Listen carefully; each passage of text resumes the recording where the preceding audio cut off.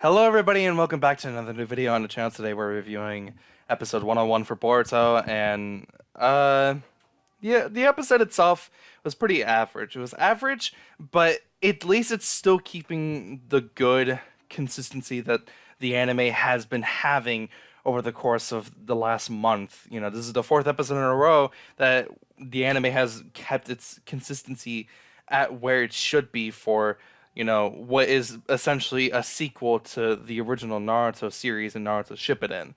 So, I'm really glad that that's the case because, I this happened every single time throughout the course of like the last like couple weeks or so, and I kept going into these episodes thinking like, oh, it's not going to be consistent. It's not going to have that consistent writing that the writers have been doing over the last couple weeks, over the last like three episodes.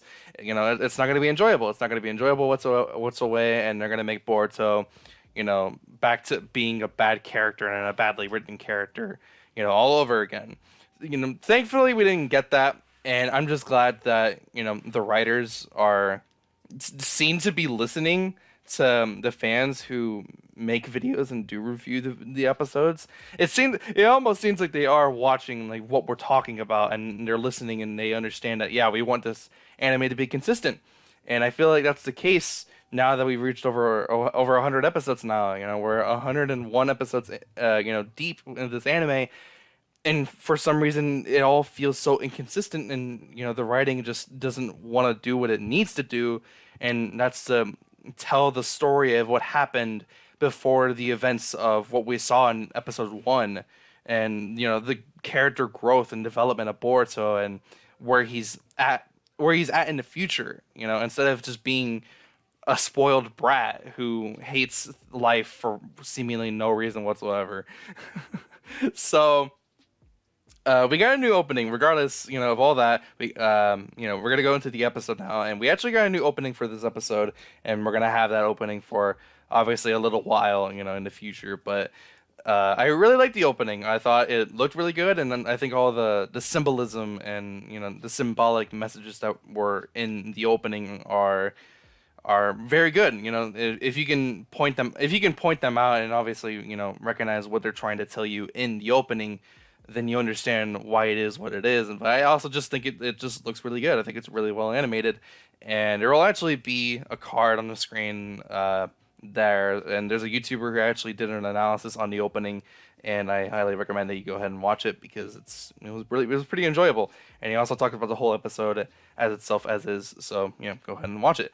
So after the opening, we go ahead and we continue off where we left off last week, which Sumire wakes up from her freaking coma, and she's currently trying to find where her friends are at, and she's trying to, do her own thing, right? She's doing her own thing at the moment because currently it seems like they're trying to hint at she can't control Nue, and that's what's gonna lead her down the path where she doesn't want to be a shinobi anymore. Because in the manga, she isn't doing ninja work anymore. She's not a shinobi. She's doing something entirely different, and maybe this is hinting that that's going to be the case in the near future, because now that Nue is like kind of like evolved into like a bigger cat, she now can't control it. His power is beyond her control, and she's losing grasp with that. We see Sugetsu and Karn in the episode, and they're obviously going to be in the rest of the arc. So if you enjoy them, obviously you're going to enjoy them, for however long they're going to be in this arc. But if you don't like them, then we'll get used to it. I actually kind of like Sugetsu and Karn sometimes.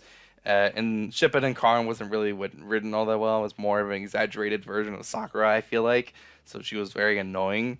But in this episode specifically, there was actually some character moments and, I guess, development, I guess you can say, with her and Sarada. And I actually really enjoyed it. I thought it was a good moment for Sarada, like as her as a character and her around other people, and I just thought it was fun. I thought it was a fun part of the episode, and it was nice.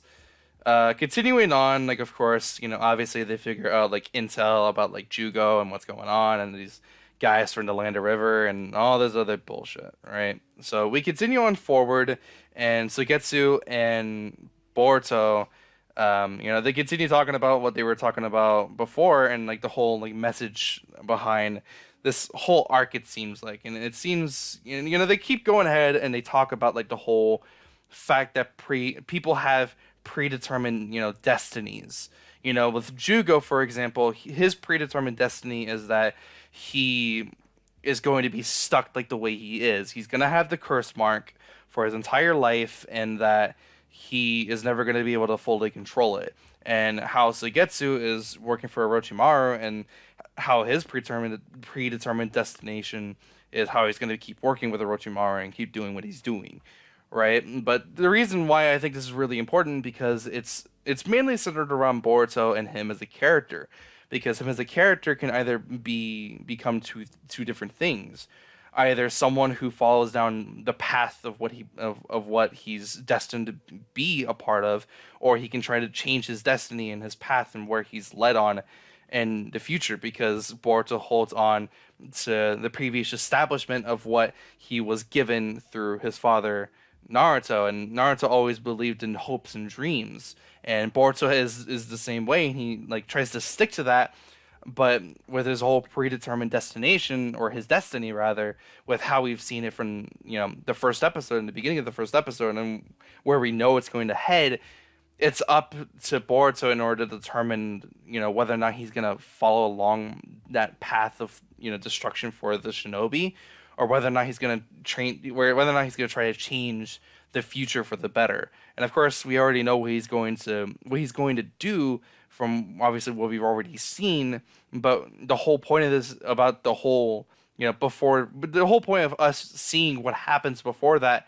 is to show how Boruto came to that decision and how he wants to do that. And, you know, it's more just good writing. It's more great writing that, you know, the episode did really well, and the series desperately needs. And I really enjoyed it, and I'm really glad that, of course, the arc itself, you know, continues to establish that, and, you know, it establishes a lot more other things. And I just think it was very, very enjoyable. Because as we all know, Boruto is still a young kid, and he's very naive. He's very deceptive of what he thinks is going to happen. He thinks that things are going to be able to change, you know, so very easily, but it's not, and you have to work very, very hard for it. And Boruto as a character has to learn that. So the episode continues on.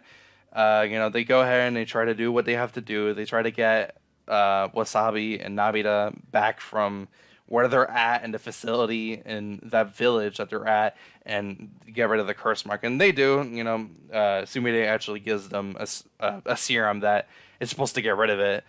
Mitsuki's doing his own thing, trying to get Konohamaru, because Konohamaru's still there, and apparently he hasn't recovered yet for some reason, which I think is just kind of odd. I mean, I guess I just haven't really realized how long they've been at the village, and Konohamaru said that it would be a while until he would recover for some reason, which is still really weird, and I don't know why they did that. But whatever, it's whatever. And Boruto and Suigetsu, rather. I was about to say Sumire, but Suigetsu. They go and find Jugo. They find him where he's like kept in the facility. And then, surprise plot twist of who the actual villain of the arc is. It's Tosaka, the bird shit eater. The guy who ate bird poop. That guy, you know, remember him? You know, he's been in this arc this whole time. Yeah, apparently he's the villain of the whole arc. And at first, I was like surprised, but then I was like, no, that doesn't make any sense at all. You know, I'm not saying it's bad writing, but it's just like, obviously I don't get it. You know, I don't get like what his motivation is. Like, obviously, like in the previous one we've seen, obviously he's, you know, interested in the curse mark, and he's interested in the curse mark specifically from Jugo, because it's the original curse mark from his clan, and the curse marks that those two siblings, boy curse mark person and girl curse mark person, they still don't say what their names are, which I think is just really weird, because it seems like this arc is gonna like last for a couple more episodes, like a little bit longer. So I feel like they should establish what the hell their names are.